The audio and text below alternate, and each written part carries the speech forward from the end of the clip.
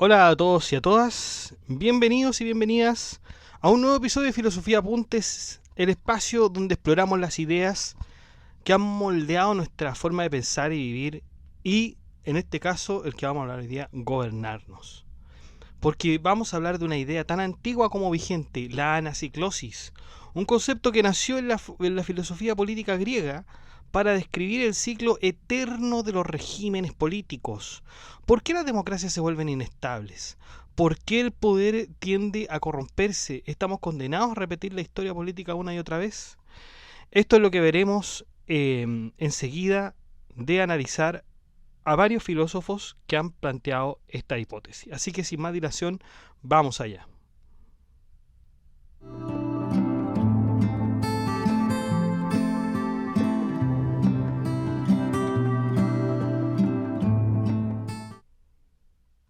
Bueno, vamos con esto de la anaciclosis. En primer lugar, tenemos que ver la etimología de la palabra anaciclosis.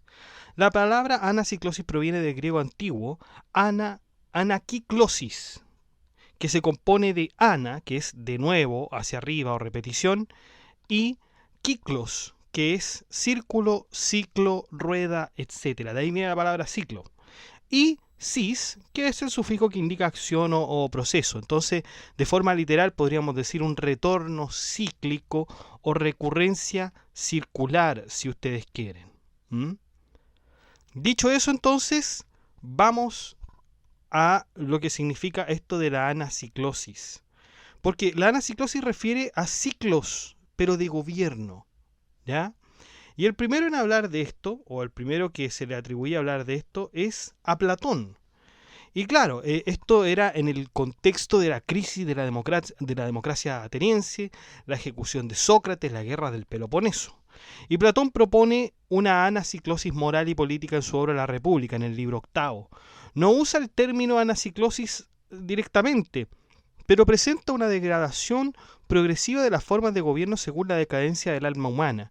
Entonces hay una secuencia de regímenes. Está la aristocracia, que es el gobierno de los sabios, y por lo tanto representa un alma racional. La timocracia, el gobierno de los ambiciosos, y por lo tanto un alma irascible. La oligarquía, el gobierno de los ricos, alma dominada por el deseo. La democracia, que es el gobierno de la masa deseante. Y la tiranía, que es el gobierno del deseo desenfrenado. Entonces cada régimen más bien, es reflejo del alma de sus ciudadanos.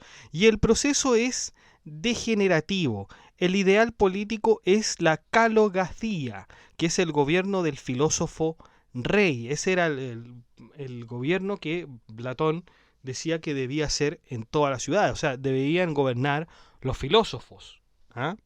Y estos gobiernos son cíclicos. Son cíclicos. O sea, primero viene la aristocracia, después viene la timocracia, la oligarquía, la democracia y la tiranía, y luego todo vuelve a lo mismo. Después de la tiranía va la aristocracia, la democracia, así, ¿no es cierto? O sea, hay un ciclo de gobierno que está conectado con la antropología del gobernante, es decir, cómo es en cuanto a su alma, ¿ya? Y es un gobierno cíclico y así es necesariamente. O sea, nuevamente decimos, partimos con la aristocracia, timocracia, oligarquía, democracia, tiranía y volvemos después a la aristocracia. Así son los ciclos de gobierno de acuerdo con Platón.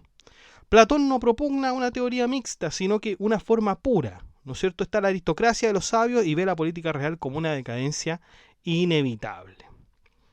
Posteriormente está Aristóteles, y el contexto es más empírico y sistemático que Platón, porque es una observación de las constituciones griegas y clasifica las formas de gobierno según dos criterios: cuántos gobiernan y si estos gobiernan para el bien común o propio. Entonces están las formas puras, que son la monarquía, la aristocracia y la politeia. Y a eso les corresponde una forma corrupta: a la monarquía la tiranía, a la aristocracia la oligarquía y a la politeia la democracia, que es la degenerada en demagogia, ¿no? Es un gobierno mixto, la politeia, donde el poder está repartido entre muchos pero con elementos aristocráticos y legales. Se busca obviamente el justo medio como en toda ética aristotélica, Pero esto aquí no es cíclico. O sea, Aristóteles no nos dice, señores, tal como Platón dijo, todo esto es cíclico. No. La verdad es que de una tiranía puede surgir otra tiranía. ¿Ya? De una democracia puede surgir otra democracia. No hay una cuestión cíclica aquí. ¿Ya?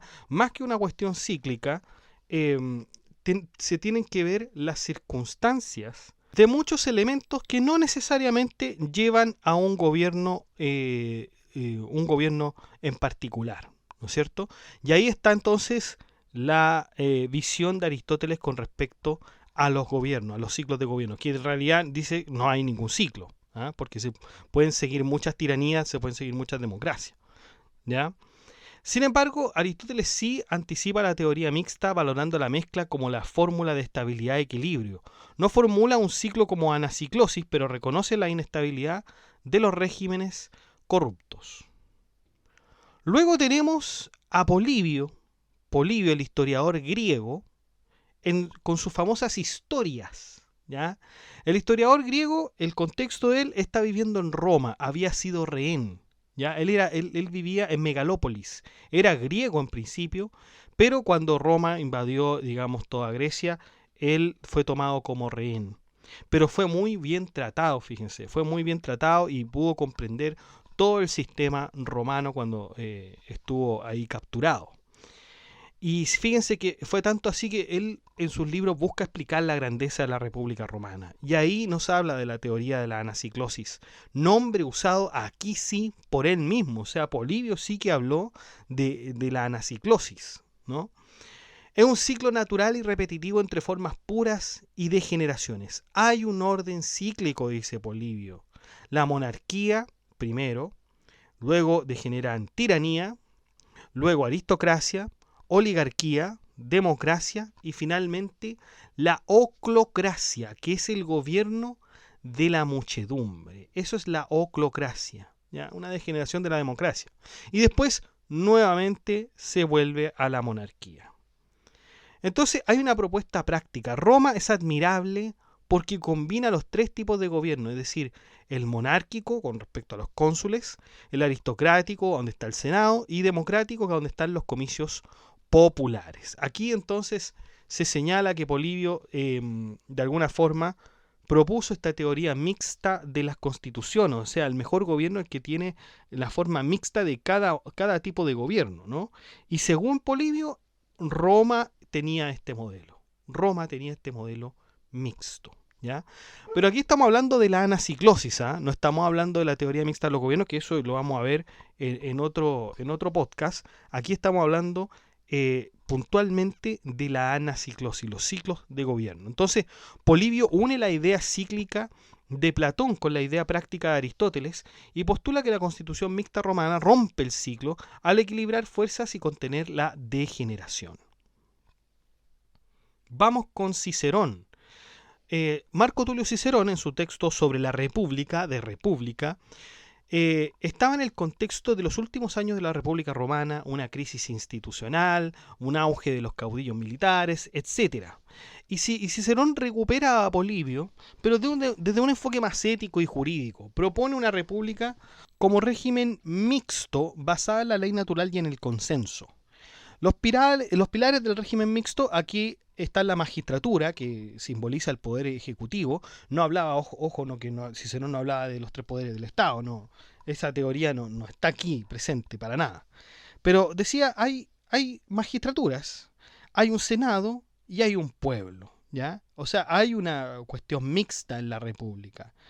Y ahí está el equilibrio institucional, pero que además depende también de la virtud cívica. Entonces, Cicerón profundiza la idea de régimen mixto con un ideal normativo y moral, donde la ley y la virtud sostienen el equilibrio político. ¿Y qué tiene que ver esto con la anaciclosis? Fíjense que tiene que ver, porque si bien Cicerón rescata a Polibio con respecto a la anaciclosis, Cicerón argumenta en contrario a Polibio y dice que el Estado romano puede prevalecer y no sucumbirá al ciclo dañino, a pesar de su gobierno mixto, siempre que la República Romana regrese a sus antiguas virtudes, al mos maiorum, ¿ya? Es decir, si el componente para que la República Romana no degenere, la verdad no tiene que ver con ciclos, sino que tiene que ver con la virtud de los ciudadanos. Si los ciudadanos tienen, y los gobernantes por supuesto, tienen altas virtudes, jamás van a caer en este círculo que sería la anaciclosis. Esa es la idea de Cicerón. Y finalmente tenemos a Maquiavelo. Maquiavelo, en sus discursos sobre la primera década de Tito Livio, tenemos el contexto, ¿no? Maquiavelo ya es del Renacimiento. Estaba la caída de Florencia republicana, la experiencia directa del poder y sus crisis. Y él retoma la anaciclosis, inspirada por Polibio, pero introduce el conflicto como motor de la libertad. Ve el conflicto entre el pueblo y los poderosos como necesario para mantener la libertad. La Constitución romana fue exitosa porque institucionalizó el conflicto.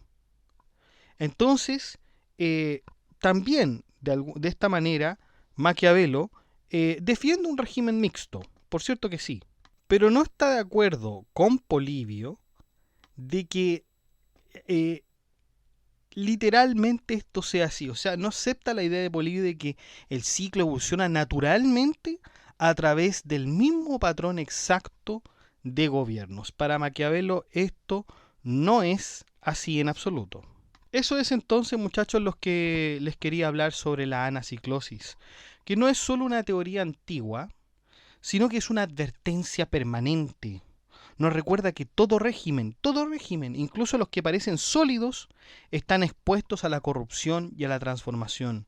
Hoy en un mundo donde las democracias muestran signos de agotamiento, donde resurgen populismo, autoritarismo y donde los poderes parecen cada vez más lejanos del bien común, la anaciclosis vuelve a interpelarnos. ¿Estamos en medio de una oclocracia global? ¿Se aproxima una nueva tiranía disfrazada de orden? ¿Podemos romper el ciclo como creía Polibio mediante un régimen mixto y equilibrado?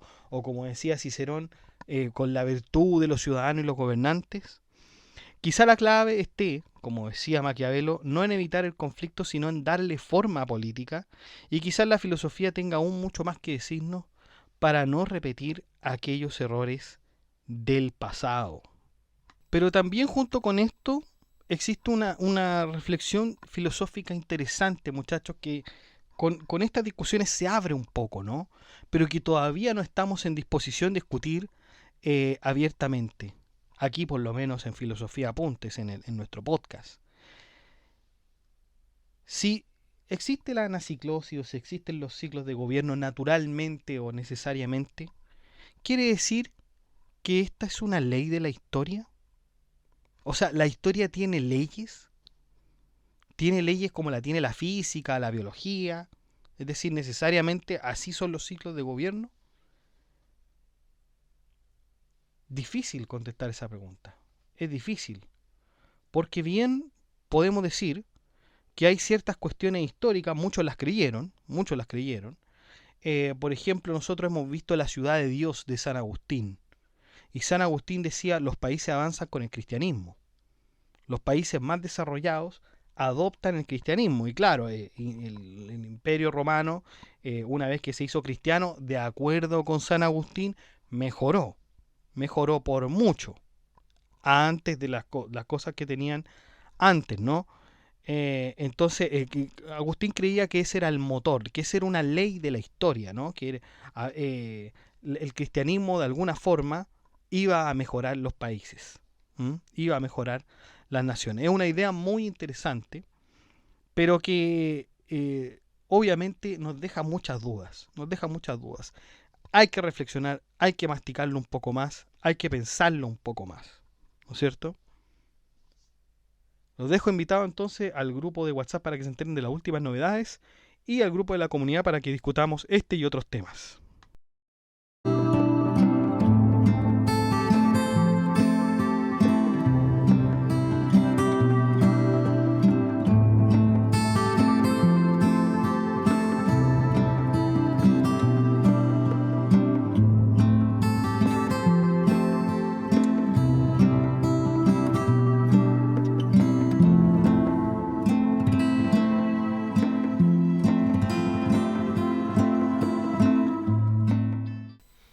Bueno chicos, eso ha sido todo. Muchas gracias por escuchar este podcast. Si le ha gustado, dé like, comente, comparta, suscríbase, acceda al blog que está en la descripción del video, haga su aporte en PayPal o en Patreon.